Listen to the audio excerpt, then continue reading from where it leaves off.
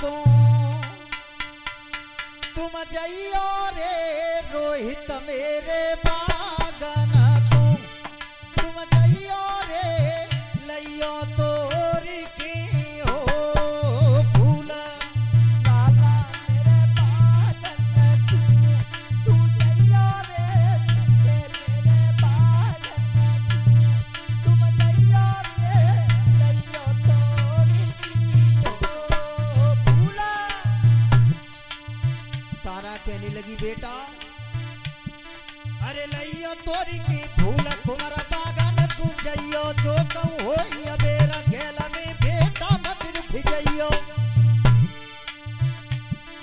अब कह रही तारा रानी पूजा खंडित होई के बेटा सुन ले मेरी बानी ये रोहित मेरे बागन तुम जइयो रे लइयो तोरी की हो फूल लाला मेरे बागन तुम जइयो रे बेटा मेरे बागन तुम जइयो रे लइयो तोरी की हो फूला। आज मैया तारा कह रही है बेटा बाग के लिए चला जा और रोहितास चला है बारी सुम्र का पुत्र था लई तो छवरिया है ललानी लई तो छवरिया है कुमारा यवा पहुंचो बाग के हो बीच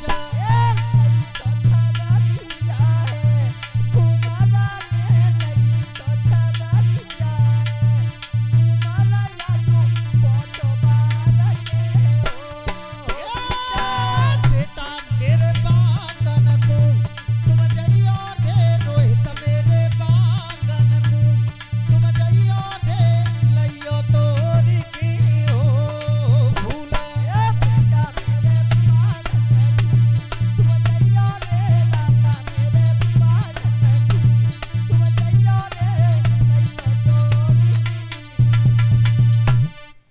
आज पुत्र रोहितास बाग के लिए चला।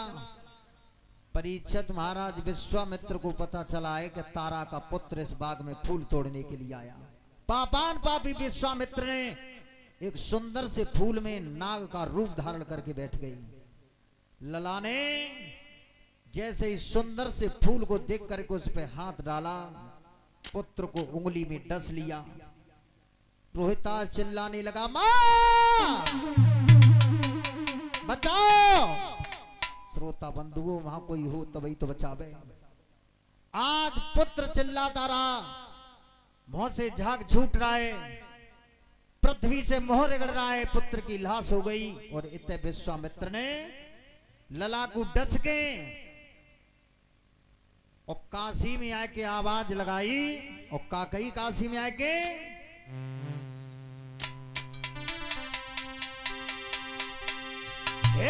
काशी के लोगों बात सुनो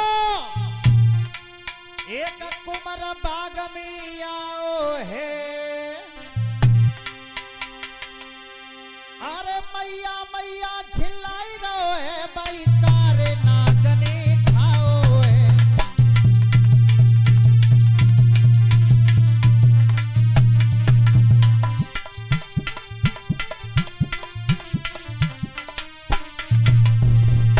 आवाज लगाई काशी के लोगों अरे काशी के लोगों किसी का पुत्र बाग में फूल लेने के लिए गया उसे सर्प ने डस लिया है जल्दी से देखो। काशी के लोगों बात सुनो एक कुमरा बाग में आओ है मैया मैया चिल्लाई रहो है भाई तारे नागने खाओ है।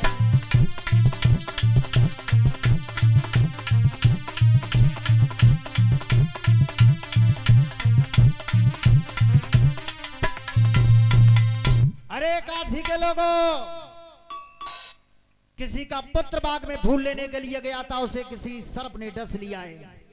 जैसे ही आवाज लगाई मैया तारा ब्राह्मण के घर में भोजन बना रही थी फटी हुई साड़ी थी मैया के शरीर पर।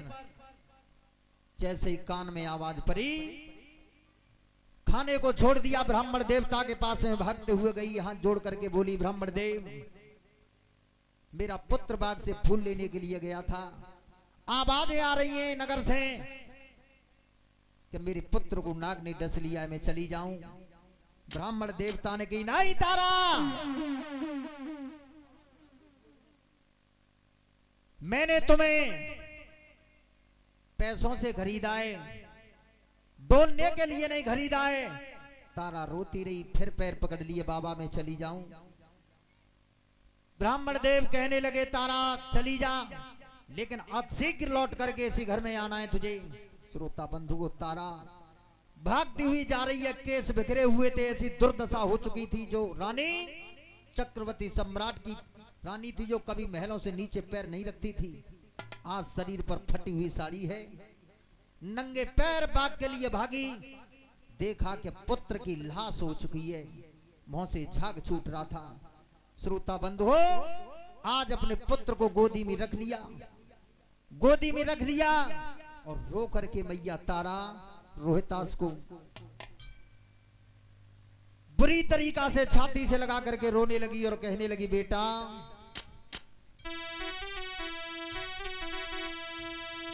अरे ललान का बोल सुनाई दे,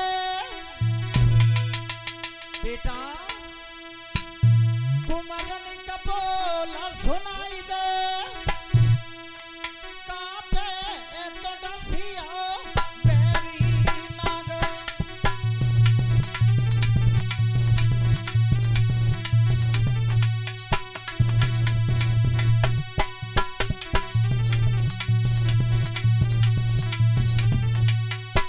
बेटा रोहिता, लाला मेरे बोला सुनाई दे, कापे तो डसिया बेरी नाग। लाल का बोल सुनाई दे, बोल सुनाई दे, कापे तो डसिया बेरी नाग।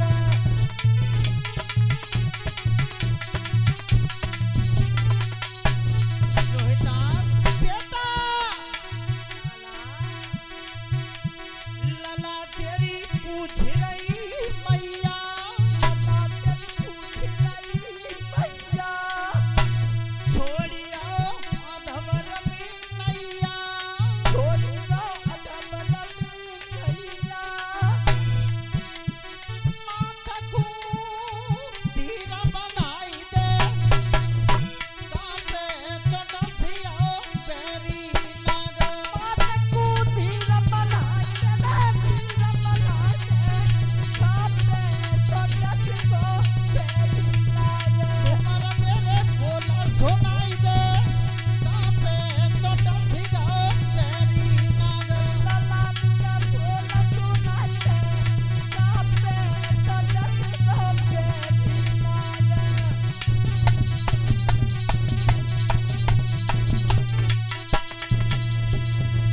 श्रोता बंधु, इस प्रकार से महाराज हरिश्चंद्र की पत्नी तारा बाग में बुरी तरीका से विलाप कर रही है। पुत्र रोहितास की लाश को गोदी में रख लिया,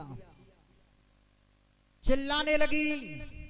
बाग का माली आ गया, माली ने की, अरे मैया बहुत देर का से नाग ने खा रखा है, अगर थोड़ी भी देर हो गई तो पुत्र की लाश फट जाएगी, इसे मरघट के लिए ले जाओ, अब इसमें कुछ नहीं बचा है।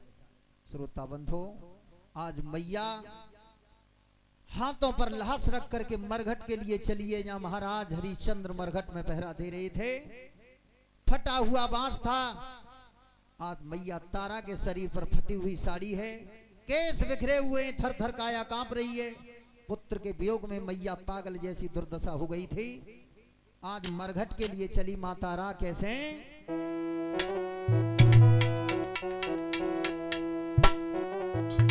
अरे मरघट जाई रही और लेकी रेला सलला रोहित की मरघट।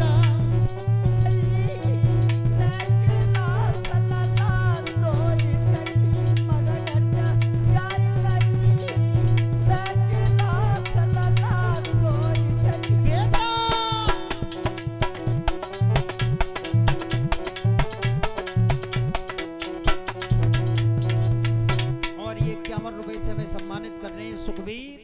सुनील भैया जो मेहमदपुर के निवासी हैं, कामनाएं करूंगा ऐसे भक्तों के हाथ हमेशा धर्म क्षेत्र की ओर बढ़ते रहें। आज मैया तारा अपने पुत्र की लाश को हाथों पर रखी हुई है। मरघट के लिए आगमन किया है मैया ने। मरघट जाई रही लेकिन लाश ललानो हित की मरघट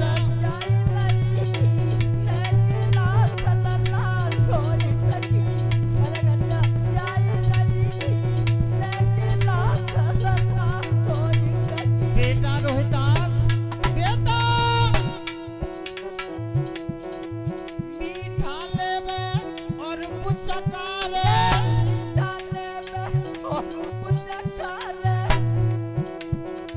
निजा तन छीन तन रजु झारे।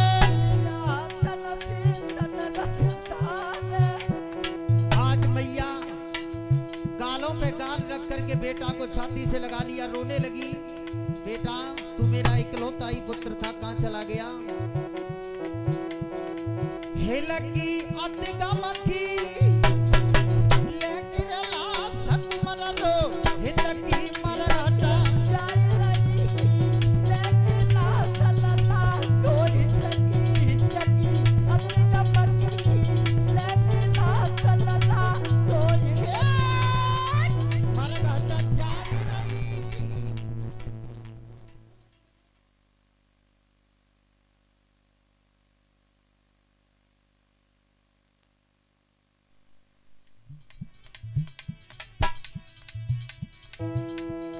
आज मैया बुरी तरीका से रो रही है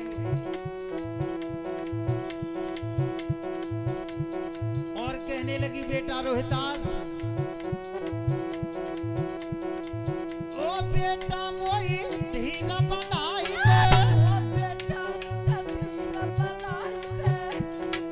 का फन मारने का मोई बताई दे।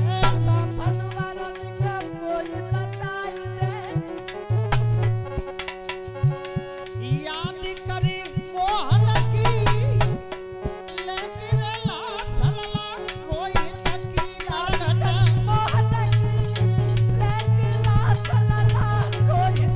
ए मरघट जाई रही लेकिन लाश मदन कोई तकी मरघट।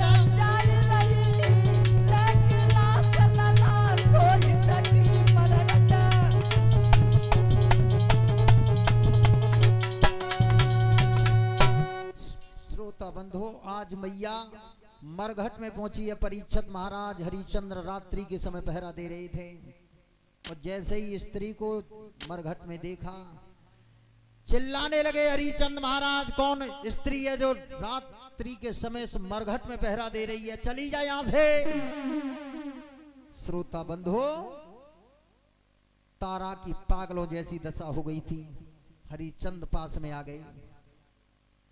तारा तुम? हाँ पिया में मेरा पुत्र कहाँ है? लाश को सामने पर डाल दिया। तो परीक्षित महाराज हमारी तरफ एक रसियाई भजन में साकी गावत हैं और वो साकी इसी जगह की है। तारा अपने पति हरिश्चंद्र से क्या बोली?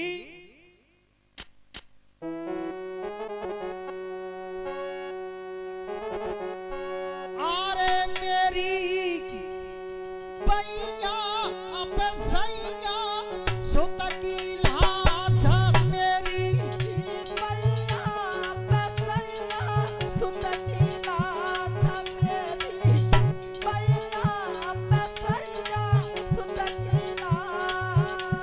अरे मेरा सुआ गोदती उड़ी गयो रे मेरी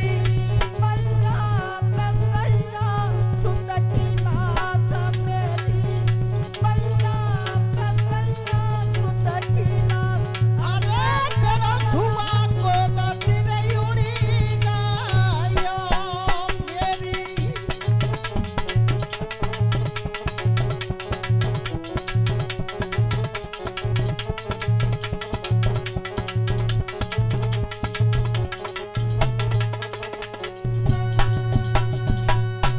मेरी तारा कह रही है बैया पे सैया सुत की लाश, अरे मेरो सुआ गोदते उड़ गयो।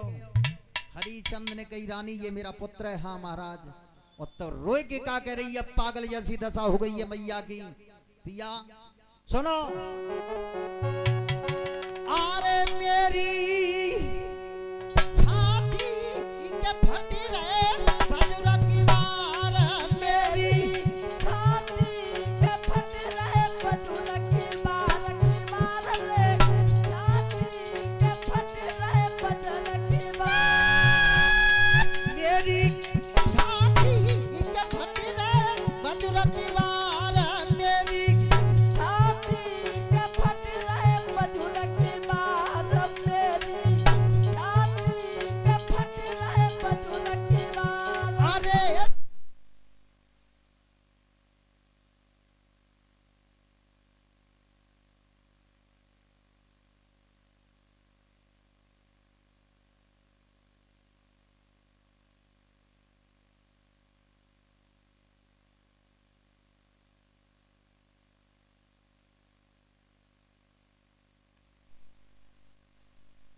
जनरेटर बंद मत करो, ठीक है?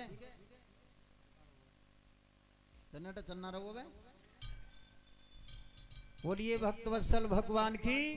मैया तारा कह रही है, मेरी छाती के फट रहे वज्रों के बार, अरे मेरे कुमार नाग ने दस ले हो। हरिचंद ने कही है, तारा कालू मेहतर का आदेश है कि बिना करके मैं मरघट में लाश को लगाने नहीं दूंगा, ले जा इसको। तारा कहने लगी, पिया क्या तुम भूल गए ये तुम्हारा पुत्र है? क्या तुम भूल गए कि मैं तुम्हारी पत्नी हूं? हरिचंद कहने लगे, रानी तू वो ही है, एक दिन तूने मुझे भी समझाया था कि तुम एक मेहतर के घर नौकरी कर रहे हो कि मैं ब्राह्मण के घर में तुम्हारा घड़ा नहीं उठा सकती हूँ। रानी मेरा धर्म बिगड़ जाएगा अगर मैंने इस पुत्र की लाश को लगा दिया तो, मुझे कर चाहिए। तारा कहने लगी, पिया मैं एक ब्राह्मण के घर में दासी बन करके काम कर रही हूँ, इस समय मेरे पास कुछ नहीं है, केवल साड़ी है, साड़ी है। हरिचंद ने कही, तो जा साड़ी को फाड़गी और कर दे दे। तो परीक्षित न्यू एक साकी गाइए बुजुर्ग लोगों ने, और कैसे ही तारा कह रही है, हरिचंद महाराज